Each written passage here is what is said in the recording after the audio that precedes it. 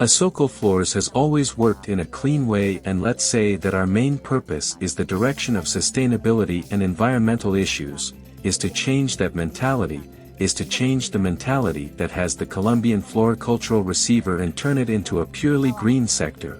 We are a purely green sector, a sector that works with rainwater, is a sector that cares about reforestation. To have propagation banks, there are many of the farms that have propagation banks basically to reforest.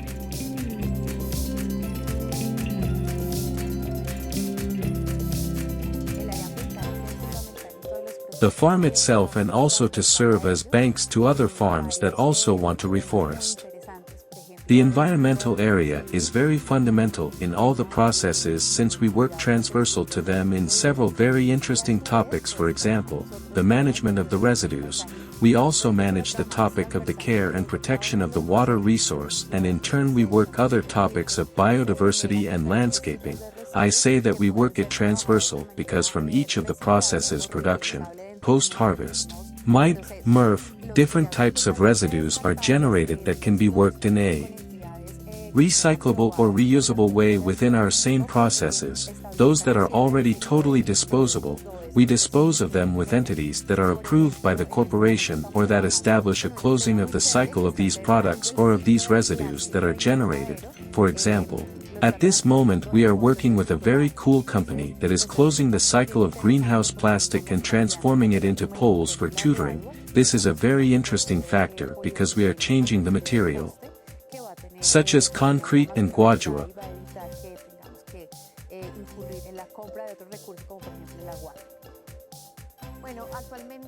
We are changing it for this polyethylene converted into poles, which will have a longer life and will prevent us from having to incur in the purchase of other resources such as guadua. Well, currently from the direction of environmental issues and sustainability of agrochemicals, we work two main lines. Let's say we are divided into the first line, which is the line of sustainability. The line of sustainability works on the path of sustainability, is an initiative that started a few years ago, and our other line of work focuses mainly on environmental issues. Basic issues through agreements that can be integrated, agreements with public-private entities on specific environmental issues. The root of sustainability and its main purpose is to support those environmental and socio-labor processes of people and environmental conditions of farms and companies. In addition to that, has as its main axis a system of indicators. The first indicator that we began to measure was the indicator of consumption of chemical pesticides and management of bio-inputs. Then we started working on the indicator of water management, and then came the other indicators that are basically energy consumption, measuring carbon footprint, and basically the consumption of fertilizers, specifically bio-inputs consumption. Regarding the issue of water, which is another very important resource that we manage within the floriculture, we have reservoirs that function as storage points for rainwater.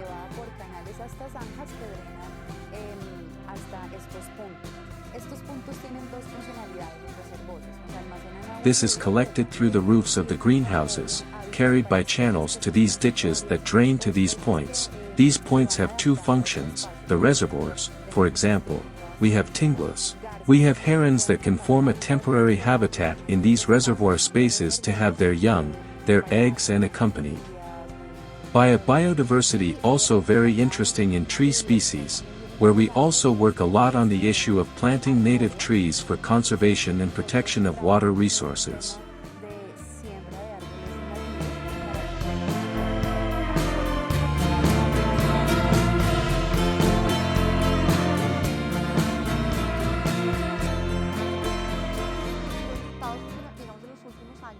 The results in recent years, we have about 1.2 measurements of these indicators. We have our own system adapted for this, for the measurement of these indicators, which is fed by all farms belonging to agrochemicals. This is a system designed only for members of agrochemicals, which allow, as I said before, to measure trends and ensure information for effective decision-making. The results of recent years show that we work with 50% of water captured from rainwater, we have reduced our consumption of underground sources also by 50%, and we are in an indicator of bioinputs, the use of bioinputs of 600%, that is. Our improvement has been 600% because we went from the use of chemical fertilizers of 222 kilos consumed to 12.9 kilos consumed. It is a really important improvement. Currently we measure the carbon footprint in all the affiliated associated flower farms that include data within our indicator system. We have around 107 farms working in our indicator system, and they are the main generators of the data.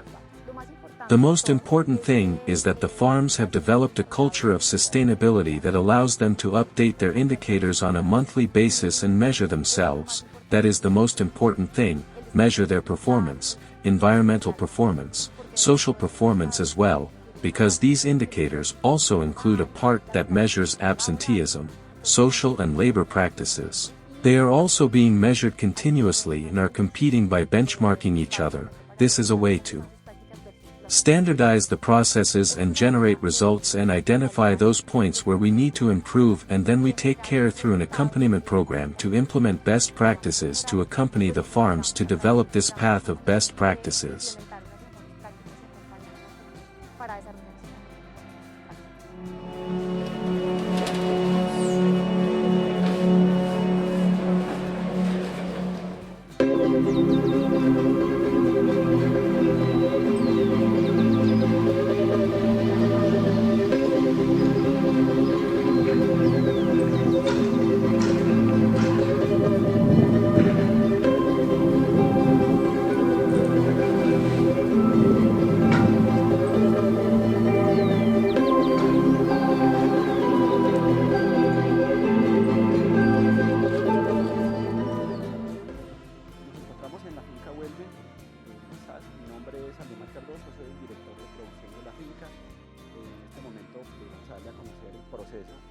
De preparación de terreno y de siembra de plántulas recién llegadas a la finca. En este momento, como pueden ver, el terreno lo preparamos, es un terreno donde hacemos un doble paleo o trabajamos con maquinaria rotobo, cincel.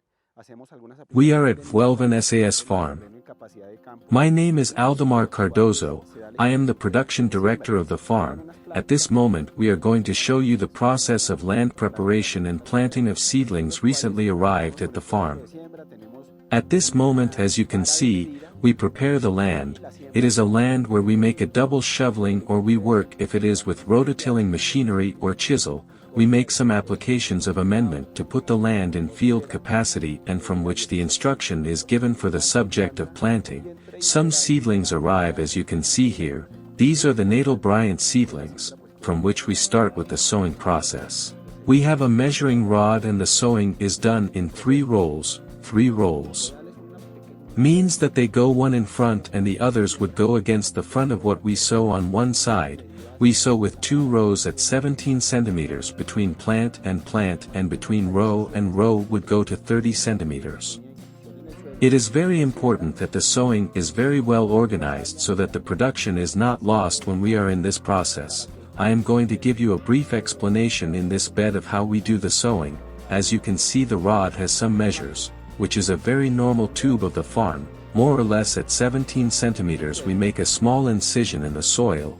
It is sown with the sap strip looking towards the center of the bed, so that the following process we can overwhelm without affecting or dethroning the sap strip of the seedling. At this moment, as you can see, I made a small hole in the ground and start to press without deepening the plant so much in order to facilitate later the grafting.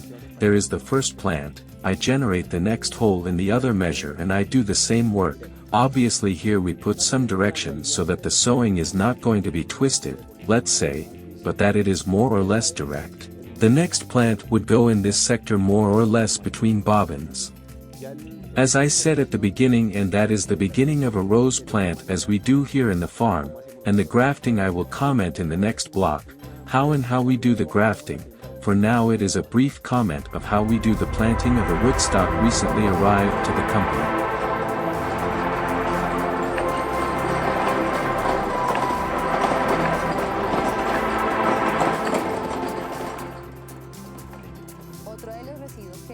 Another of the residues that in greater proportion are generated within the processes both in post-harvest and in the cultivation, is the vegetable material.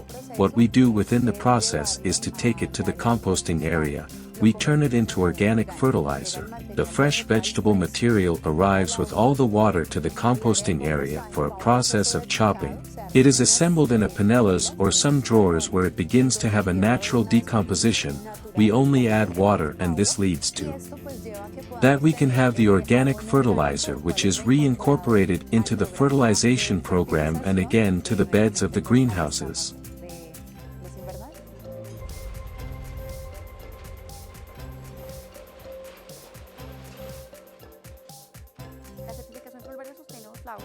The Floribert Sustainable Flowers certification was born in 1996, as an initiative of ASOCOLFLRES, however since 2001 it started on its way to become an independent certification.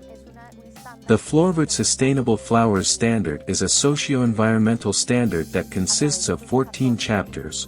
Through these 14 chapters we ensure that the final consumer of these flowers is calm, because we ensure that the practices, the care and protection of water, for example, are guaranteed within the flower farms, that we are saving resources, that we are using these resources efficiently, that we are not generating new resources, that we are not using them in a more efficient way, that we do not generate any impact on the environment through the indiscriminate use of chemical products, but on the contrary we favor the reduction of the consumption of chemical pesticides, and our system of indicators makes our certification seal so strong that it allows the farms to measure each other and measure themselves internally so that they can improve their processes.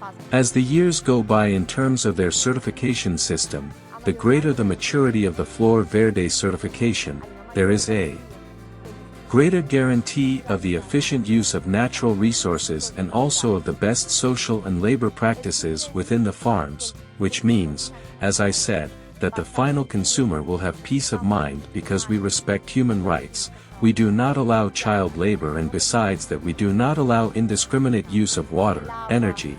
We do not generate emissions that will completely affect the environment and that will potentially impact obviously the processes. We also guarantee that in areas such as transportation, for example, we count the carbon footprint, and we also guarantee that the disposal of waste is done correctly.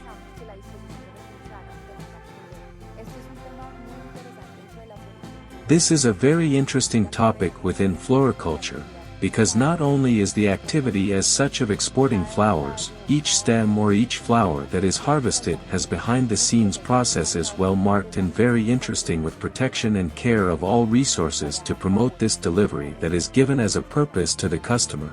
We work with several companies that are within the activities of post-consumption, and this also helps us to enter as in a pedagogical framework with the people who work in the company. Not only do we do the collection, separation, classification, but in addition to this we focus a lot on people to learn, be trained, and understand the message that we want to carry from the environmental part in this context that is floriculture. A final client will perceive that this beautiful flower that finally arrives to him, that decorates his house, is a flower that was produced with a dignified work, with a dignified salary, but also with environmental conditions, in compliance with the environment, and to be sure that we are protecting the natural resources and guaranteeing their use for future generations.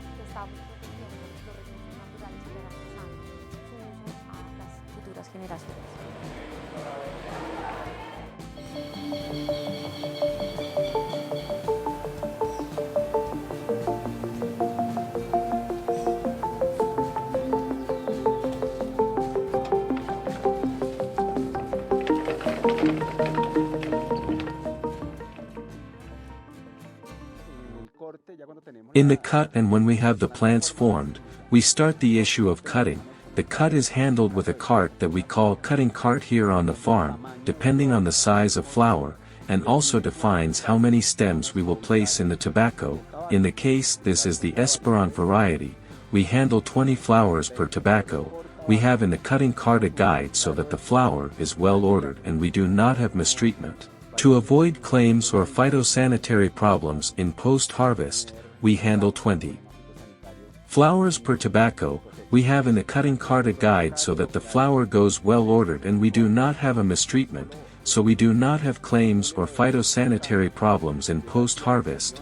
It is important this process every time the operator enters to make the cut because it only accumulates what is in the box, arrives here at the station on the table. They organize their 30 flowers.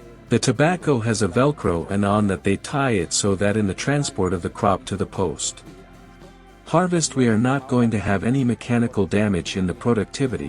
When we have already formed the plant, the cuts are always handled going up to a scissors, that is the measure of a scissors, that is the measure of a scissors plus a bud, that is made 3 to 4 cuts upwards and the next cut, say the 5th cut begins to fall in parallel, that is, on viable buds means that they are buds that are going to be active for a future generation. As we can see here in this bud, let's say this is a carrier, we were talking about 3 carriers, this plant has 1, has 2, has 3, and has 4 carriers, which in the upper part is already duplicated. Here we see a flower, in this same carrier, here I am seeing another flower, that would be 2, would be 3, and if we see this other carrier, we have 5 flowers. Then it is important the first cut that one makes referring to the basal, which is a basal. The basal is the first bud that comes out, let's say from the lower part of the plant. That bud is worked with a pin. It means that the apical dominance is removed, the upper part, the tender part, and on that it duplicates one to begin to raise the cut. As I told you, in this case if I want to cut, I would cut with scissors. I am going to make the cut here and this is what I am going to send to the room. There is a strip where the type of grades is measured. Bunches are made from 40 onwards, 40, 50, 60, here we have varieties up to 120, and depending on that, we look for varieties of 1.20, and depending on that we look for the market that buys those grades. We try not to lose any stem, and that is a subject that we have very clear the operators of the farm.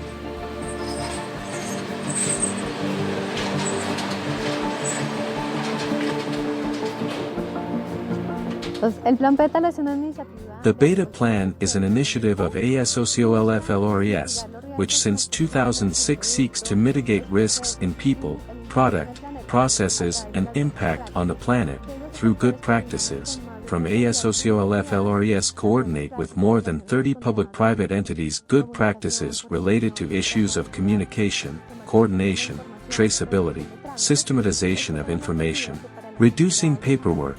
This with the aim that for the seasons of Valentine's Day and Mother's mainly, we can bring feelings to more than 100 countries. Exporting more than 650 million sizes. We receive the flower after the cut, it arrives by a cableway, it is received in a cold room. In this cold room we hydrate it during 4 hours, we pass it to a shelf, and after being in this shelf during 1 night, we make the assignments by the planning area. In the classification area, the workers measure the length of the stem, the size of the head, and they make a separation in the classification trees. In these trees you place it in the grade that corresponds, so that the abocadora assembles the bouquet in its corresponding grade.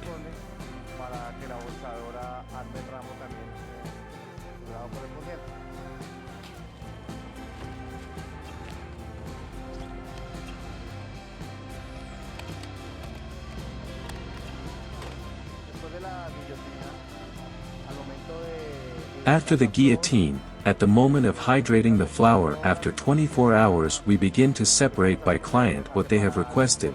Certain boxes, we have quarter-size boxes, tobacco-size boxes or full box depending on how the client requests it for their respective export.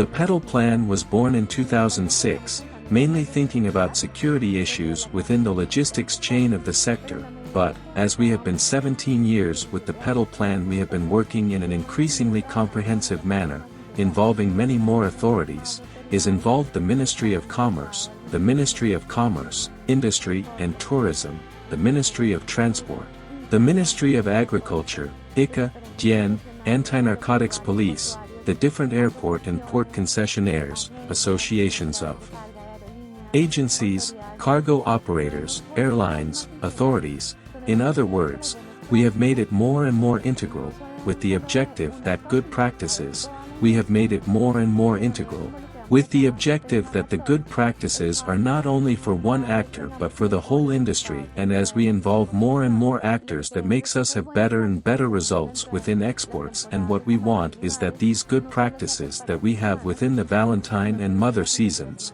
are not only for these weeks, but last for 52 weeks of the year, to the extent that we have better integration, better communication and better articulation between the different actors, and we can react in real time within what is happening within the industry, that allows us that these good practices are not that the season is over and we forget, but on the contrary, we must reinforce and maintain them during the 52 weeks of the year.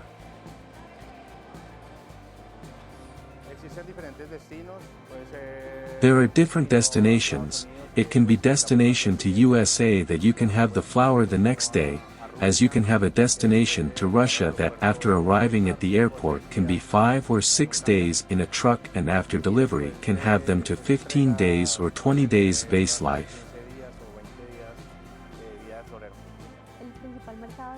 The main market is the United States with 80% of participation, followed by Canada, Holland, Japan, United Kingdom and other countries, and of the 100% that we export, 92% goes by air in the airports of El Dorado and Jose Maria Cordova, and 8% goes by sea.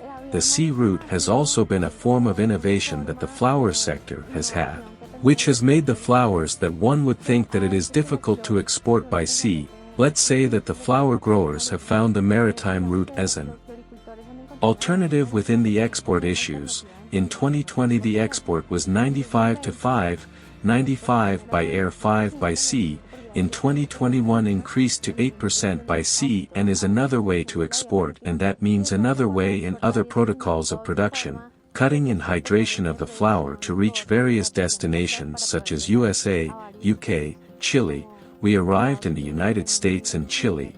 We reached Japan, Holland, some reach Russia, and well, let's say that also depends on the species, but it is a way to show that we are always innovating in the flower sector. We are always looking for different ways of working, and this also obviously generates additional employment within the industry, because let's say that the ports that 15 years ago were not involved with the maritime theme, not much, because every time they are more involved in this maritime theme in export.